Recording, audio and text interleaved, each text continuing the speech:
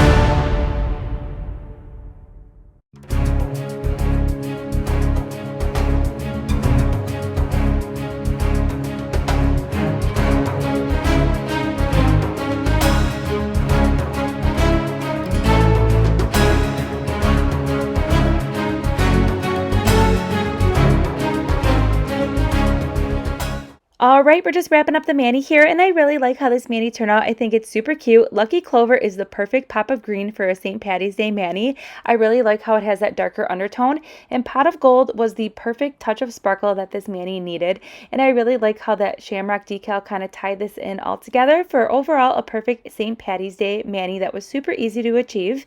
So I will go ahead and link everything that we used in today's mani in the description box below. And if you haven't tried any products yet from Krival Nails, I highly recommend. The dip liquids are definitely one of my favorite top 3 dip liquids, and her dip powders apply amazingly like you saw in today's video. And I'll also go ahead and leave the Facebook group information in the description box below. She's always running really awesome sales and you do not want to miss it. All right, so don't forget to subscribe, give this video a thumbs up, and I'll see you in tomorrow's upload.